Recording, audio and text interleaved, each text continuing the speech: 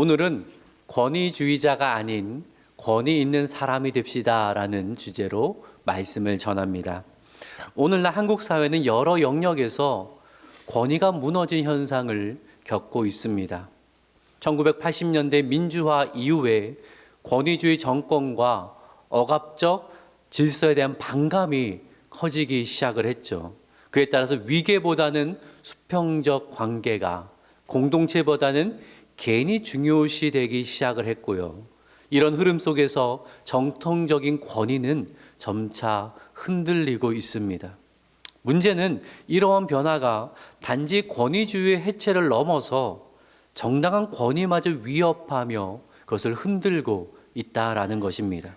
예를 들어서 가정에서는 부모의 권위가 약화되어서 자녀 훈육이 어려워진 일들이 발생하고 있고요. 학교에서는 교사의 권위가 하락되면서 학생이 교사의 말을 무시하고 심지어 교사에게 폭력을 행사하는 그런 일이 발생하고 있습니다. 정치 현장을 보면 대통령이나 국회의원에 대한 조롱과 냉소가 퍼져나가고 있고요. 교회 내에서도 목사나 교회 리더십에 대한 신뢰가 무너지는 일들이 점점 빈번하게 발생하고 있다라는 거예요. 분명 권위주의는 바람직하지 않겠지만 정당한 권위까지 흔들리고 무너지는 것은 큰 문제가 있습니다. 그래서 우리는 이러한 질문을 해야 됩니다. 어떻게 해야 무너진 권위를 건강하고 올바른 방향으로 다시 세워나갈 수 있을까? 거기에 대한 해답을 오늘 본문 속 예수님의 모습을 통해서 한번 생각을 해보려 합니다. 예수님은 사람들을 억압하는 권위주의자가 아니셨습니다. 오히려 사람들로 하여금 기꺼이 따르고 싶게 만드는 참된 권위를 지닌 분이셨다라는 거죠. 이 말씀을 통하여서 우리 역시 권위주의자가 아니라 참된 권위를 갖춘 사람으로 살기를 소망하면서 말씀을 함께 나누고 싶습니다. 이를 통해 가정에서 또 교회에서 사회 속에서 하나님이 맡기신 권위를 바르게 사용하고 또 세우고 그리하여서 하나님의 기쁘신 뜻을 이루어가는 저와 여러분 되기를 주님의 이름으로 축원합니다. 아멘. 오늘 본문에는요, 예수님의 권위를 두고 종교 지도자들과 예수님 사이에 벌어진 논쟁을 담고 있습니다. 이를 통하여서 당시의 권위주의자였던 종교 지도자들과 참된 권위를 보여주셨던 예수님을 비교하면서 우리가 어떠한 권위를 가지고 있고 회복해야 되는가를 한번 생각해 보고 싶습니다. 오늘 본문 27절의 말씀을 같이 한번 읽어볼까요? 시작. 예루살렘에 들어가니라. 예수께서 성전에 거니실 때에 대제사장들과 서기관들과 장로들이 나와. 자, 오늘 이야기는 예수님께서 종려주일에 예루살렘에 입성을 하시고 세 번째 날입니다. 요일로는 예수님의 고난주간 가운데 화요일이었습니다. 예수님께서 다시 예루살렘에 들어가셔서 성전에서 거닐고 계실 때에 그 모습을 본 대제사장들과 서기관들과 장로들이 예수님을 찾아왔다라는 것입니다. 왜 왔냐면 바로 전날 예수님께서 성전에서 행하신 일 때문이었습니다. 어떤 일 하셨어요? 성전에 들어가셔서 매매하는 자들을 내쫓으시고 환전상과 비둘기 파는 자들의 상과 의자를 뒤엎으셨습니다. 그리고 말씀하시기를 만민이 기도하는 내 아버지의 집을 강도의 소굴로 만들었다. 이렇게 강한 메시지를 주셨거든요. 당시에 성전의 매매와 환전을 관장하는 이가 대제사장들이었습니다. 그러므로 예수님의 행함과 이 말씀하신 것은 대제사장들을 향한 모욕이었고 그리고 그 권위를 정면으로 도전한 것으로 받아들일 수 있는 것입니다. 그런데 그런 예수님께서 다음 날도 아무렇지 않게 성전을 거닐고 계시니까 이것을 본 대제사장들이 화가 나서 이제 예수님께로 온 것입니다. 그리고 따져 묻기를 28절의 말씀을 같이 한번 읽어볼까요? 시작. 권위로 이런 일을 하느냐? 누가 이런 일 할 권위를 주었느냐? 지금부터 이제 대화 속에 권위란 단어가 많이 나옵니다. 도대체 무슨 권위로 당신이 이런 일을 한 겁니까? 무슨 얘기냐면 성전에서 매매와 환전은 당시 최고의 권위를 가진 사내들은 회의에 인정을 받은 거거든요. 정식 허락을 받아서 하고 있는 건데 당신이 이것을 그만이 당신이 가진 권위가 도대체 무엇이요? 이것을 지금 묻고 있는 거예요. 왜냐하면 그들이 보기에 예수님에게는 그런 권위가 없거든요. 어떤 자격이 주어진 것도 아니거든요. 사내들은 공회원도 아니거든요. 근데 제가 질문 하나 드릴게요.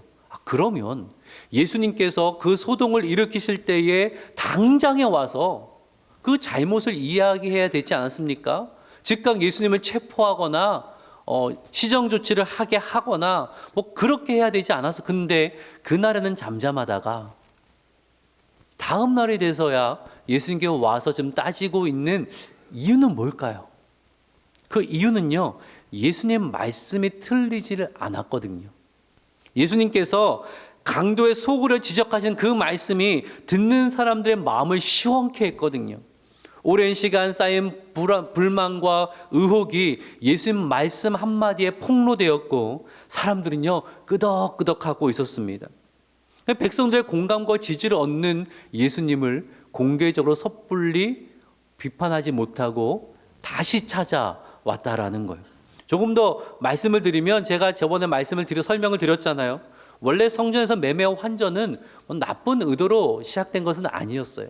멀리서 오는 예배자들이 그 먼 곳에서부터 하나님께 예배에 온전한 짐승을 준비해서 오는 것이 힘드니까 현장에서 살 수 있게 했고, 또 성전세를 드리기 위한 합당한 이 동전을 현장에서 환전할 수 있도록 편의를 제공한 거였습니다. 그러니 그 제도가 시행될 때는 많은 사람들이 만족을 했을 거예요. 그런데 시간이 흐르면서 그 모든 것이 탐욕의 수단으로 변질된 것입니다. 그 이익을 보는 사람이 종교 지도자들이 있었으니까 어떻게 했냐면, 예를 들어서 멀쩡한 온전한 짐승을 제물로 가져와도 온갖 트집을 잡으면서 안 된다라는 거예요. 결국 어떻게 해야 돼요? 성전에서 판매하는 그 짐승을 사야지만 통과를 시켜주는 겁니다.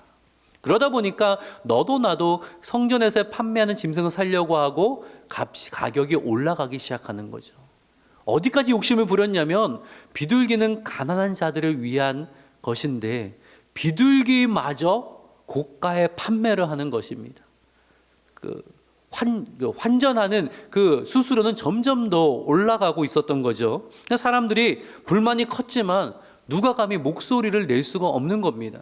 종교 지도자에 찍히면 불이익을 감내해야 되니까 다들 그 힘이 두려워서 마지못해 따르고 있는 그러한 상황이었어요. 근데 그런 상황에서 예수님께서 소란을 일으키시면서 바른 말을 하시니까 제사장들의 종교 지도자의 탐욕을 그분이 들춰내시니까 사람들의 마음이 어떻겠어요? 야, 속 시원하다. 야, 속 시원하다. 그랬던 거예요. 그래서 그 누구도 예수님 말리지를 않은 거예요. 이런 상황에서 종교 지도자들 어떤 생각을 했겠습니까? 저거 그냥 두면 안 되겠다.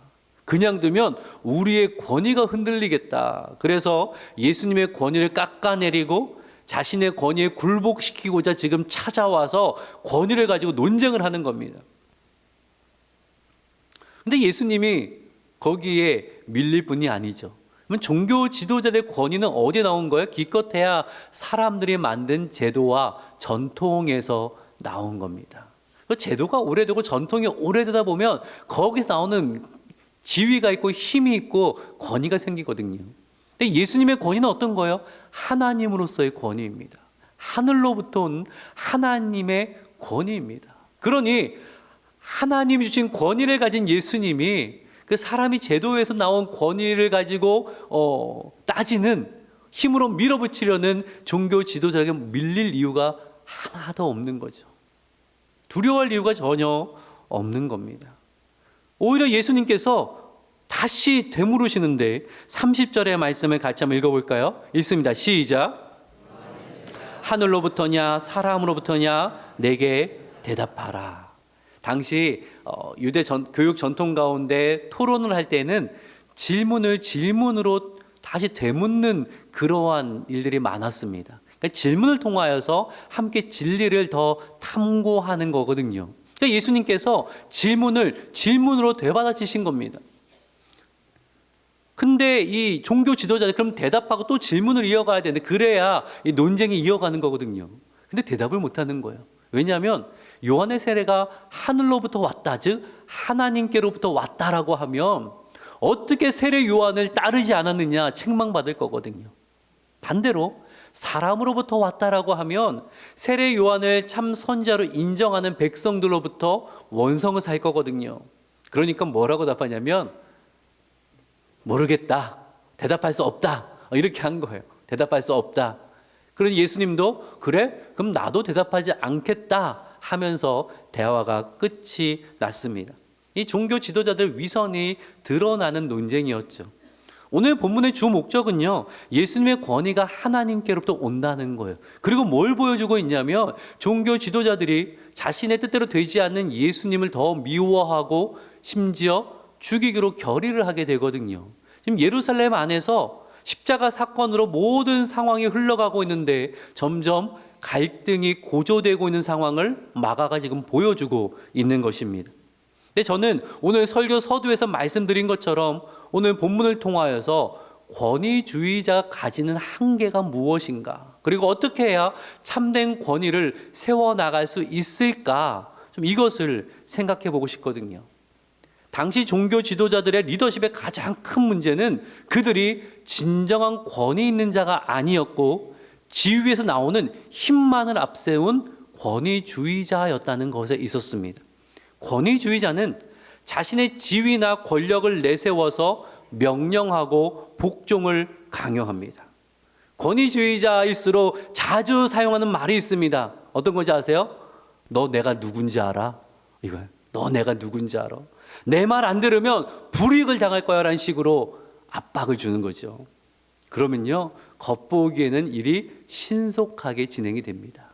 그리고 사람들이 잘 따르는 것처럼 보여요. 사람들을 통제하기는 쉽습니다. 하지만 권위주의적 리더는 사람들의 마음을 얻을 수는 없습니다.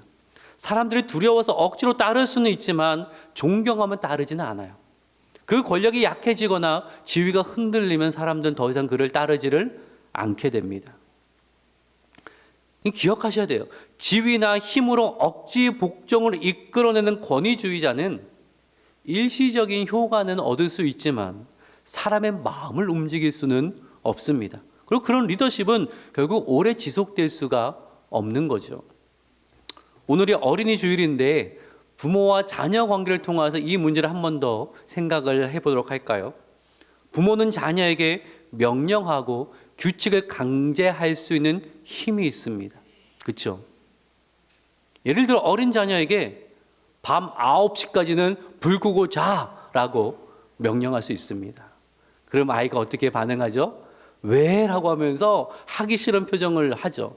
그러면 보통 어떻게 말씀하십니까? 맞고 잘래? 그냥 잘래? 이 한마디면 다 됩니다. 맞고 할래? 그냥 할래? 그러면은 자녀가 어릴수록 불만이 가득하여서 입은 이만큼 삐쭉 튀어나와서 툴툴대며 들어가 불 끄고 눕습니다. 근데 그 다음에 일어난 일이 어떤 건지 아시죠? 부모가 잠들면 조용히 일어나서 계속 놀아요. 잠깐은 되지만 지속되지 않습니다. 이런 경우도 있죠. 자녀의 휴대폰 사용이 너무 과하다고 생각되어서 휴대폰을 압수합니다. 그러면 자녀가 어떻게 해요? 어쩔 수 없죠. 부모님이 내놓으라고 하니까 드릴 수밖에 없잖아요. 근데 그때 어떤 마음으로 부모님께 휴대폰을 드리는 거예요? 내가 정말 잘못했구나. 내가 고쳐야겠구나. 휴대폰 사용을 자제해야겠구나. 이런 마음으로 부모님께 핸드폰을 내놓는 거야? 아니죠. 억울하지만, 화가 나지만 그 힘에 눌려서 억지로 내놓는 거예요. 여러분, 그리고 어떻게 하는지 아세요? 얼마나 아이들이 똑똑하냐면 친구들에게 공기계가 있어요. 공기계를 빌려서 몰래 또 게임을 하는 겁니다. 이 권위주의 방식으로는 단기적으로는 통제가 가능합니다. 그런데 그 효과는 오래가지를 않는다라는 거예요. 왜냐하면 마음을 얻을 수가 없기 때문이에요. 자녀는 부모가 볼 때 듣는 척 할 수는 있어요. 근데 자라나면서 점점 더 부모의 말에 통하지 않아요. 사춘기가 되면요, 그냥 몰라 하고 방 문 꽉 닫고 들어가 잠궈버리잖아요. 성인 되면요, 듣는 척도 따르는 척도 안 하는 일이 발생을 합니다. 물론 부모는 자녀의 훈육을 위해 때로는 명령하고 제재할 필요가 있습니다. 하지만 언제나 지위나 힘만 앞세우는 방식은 지혜롭지 못한 거죠. 부모는 자녀 앞에서 권위적인 존재로서만 있는 것이 아니라 하나님께로 주어진 참된 권위가 무엇인지를 보여줄 수 있어야 된다라는 거예요. 가정뿐만 아니라 교회나 사회에서도 마찬가지죠. 힘과 지위만 앞세우는 권위주의자가 아니라 성경에 말씀하는 참된 권위를 삶으로 보여줄 수 있어야 합니다. 그래야 건강한 리더십을 발휘할 수 있고요. 권위가 바로 서고 더 나아가 가정과 교회와 공동체가 바로 설 수 있다라는 거예요. 이 나라와 민족이 바로 서기 위해서도 마찬가지입니다. 지위와 권력을 내세우는 권위주의적 리더가 아니라 진정 권위가 무엇인지 알고 그것을 바르게 행사할 수 있는 지도자가 필요합니다. 그러기에 오늘 장로님이 기도하실 때도 그런 기도하셨지만 다가오는 대통령 선거를 통하여서 하나님이 기뻐하시는 참된 권위의 리더십이 세워질 수 있도록 꼭 기도해 주시고 소중한 한 표를 꼭 행사해 주시기를 주님의 이름으로 부탁드립니다. 아멘. 자, 그렇다면 우리가 어떻게 해야 권위주의자가 되는 것이 아니라 참된 권위를 지닌 건강한 리더십의 영향력을 발휘할 수 있을까요? 그 답을 예수님의 모습에 찾아봐야겠죠. 만약 예수님께서 자신의 지위와 능력을 앞세우며 사람들에게 복종을 강요하는 권위주의적 메시아였다면 복음서의 이야기는 어떻게 흘러갔을까요? 오늘 본문의 이야기는 어떻게 흘러갔을까요? 종교 지도자들이 예수님께 당신의 권위가 뭐냐라고 할 때 어떻게 하셨겠어요? 보여줘? 알았어. 그러면서 당장에 그들을 벙어리 되게 할 수도 있었겠죠. 여러분 생각해보세요. 맹인을 고치신 예수님께서 원하시면 사람의 눈을 멀게 하실 수 없으시겠어요? 못 걷는 자를 일으키신 분이 원하시면 걷는 자를 걷지 못하게 하실 수는 없겠습니까? 죽은 자를 살리신 분이 산 사람을 죽음에 이르게 하지 못하시겠어요? 하늘의 군대를 부르실 수 있는 분이 천사를 보내셔서 악인들을 당장에 멸하실 수 있는 능력이 없으시겠습니까? 하지만 예수님은 그렇게 하지 않으셨다라는 거예요. 그분의 권위와 힘을 억압하고 복종하게 하는, 강요하는 그러한 도구로 사용하지를 않으셨다라는 거예요. 복음서를 보면 예수님의 권위를 행사하신 방식은 상당히 세상과는 다릅니다. 5가지를 예로 들어보면 성경 구절 한번 찾아볼게요. 마가복음 10장 45절의 말씀을 같이 한번 읽어볼까요? 읽습니다. 시작. 섬김을 받으려 함이 아니라 도리어 섬기려 하고 자기 목숨을 많은 사람의 대속물로 주려 함이니라. 아멘. 예수님은 힘을 앞세워 군림하시기 위해 이 땅에 오신 것이 아닙니다. 무엇을 위해 오셨어요? 섬김을 위해 오셨습니다. 그 지혜와 능력으로 사람들을 섬기셨고 그 생명을 대속물로 주시기까지 섬기셨습니다. 즉 예수님의 권위는 무엇을 통해 드러난 권위였어요? 섬김을 통해 드러난 권위였습니다. 섬김. 또 요한복음 13장 15절의 말씀을 같이 한번 읽어볼까요? 시작. 너희도 행하게 하려 하여 본을 보였노라. 본을 보였노라. 예수님 먼저 삶의 본을 보이셨습니다. 제자들에게 억지로 따르라고 하신 것이 아니라 어떻게 하셨어요? 먼저 그 길을 걸어가면서 나를 따라와라. 나를 본받아라 라고 말씀하셨어요. 그래서 제자들의 마음, 진정한 마음으로 예수님을 따르게 하셨다는 거예요. 예수님의 권위는 모범을 통해, 강요가 아니라 모범을 통해 드러난 권위였습니다.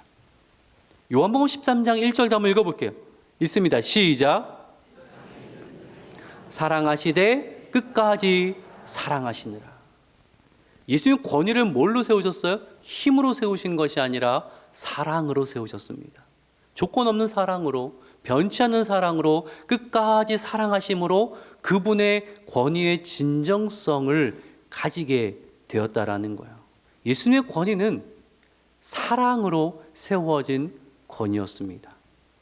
요한복음 4장의 이야기를 아시잖아요. 사마리아의 이야기. 우리 7절만 한번 읽어봅시다. 시작. 물을 기르러 왔음에 예수께서 물을 좀 달라 하시니, 예수님께서 먼저 그 여인과 소통하십니다. 하나님으로서 일방적으로 명령하고 강요하실 수 있습니다. 하지만 예수님은 그렇게 하지 않으시고 그 여인의 마음을 열고 삶의 중심으로 들어가 소통하셨습니다. 복음서를 보면 예수님은 누구든지 귀 기울이고 존중으로 대화하셨다라는 거예요. 마태복음 28장 17절과 18절도 한번 읽어볼까요? 한번 읽겠습니다. 시작.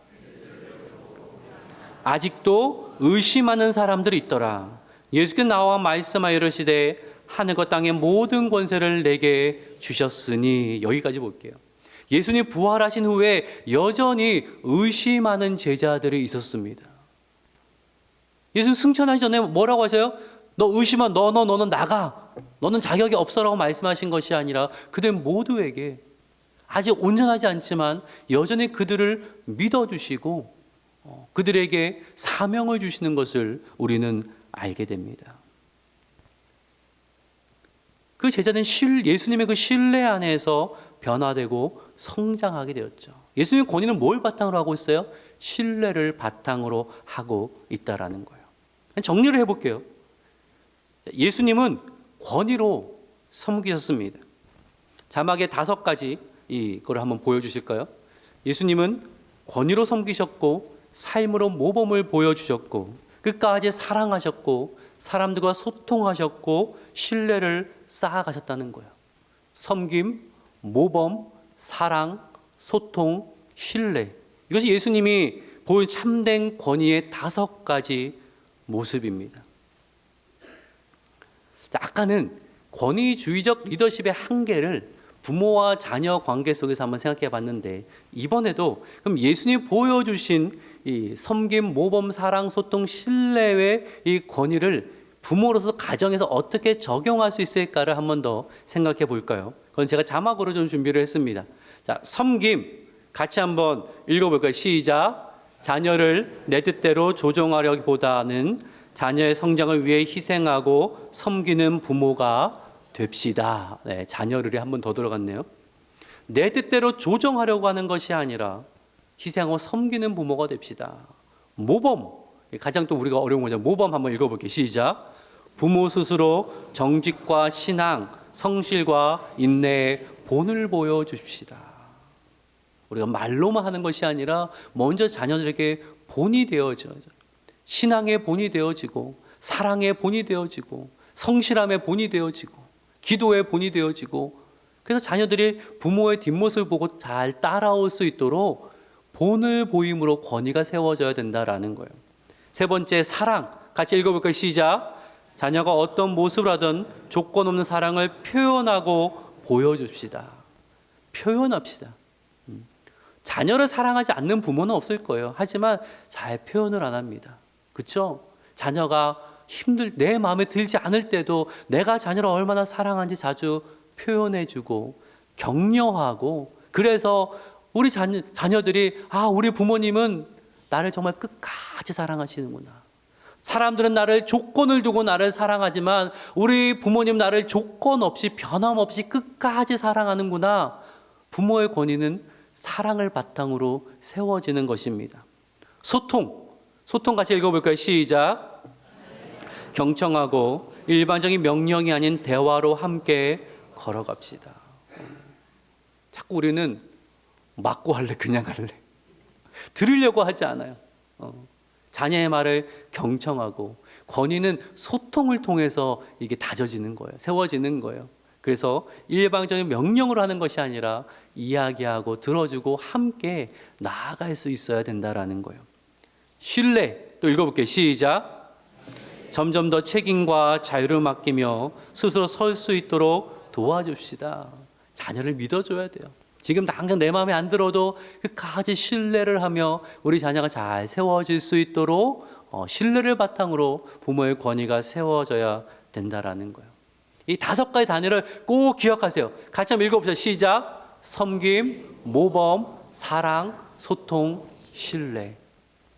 우리에게 하나님이 우리에게 맡기신 권위는 억압하고 지배하라고 주신 것이 아니라 이 5가지 섬김과 모범과 사랑과 소통과 신뢰를 통하여서 하나님의 나라가 어떤 것인지를 다 드러내기 위해서 주셨다라는 거예요.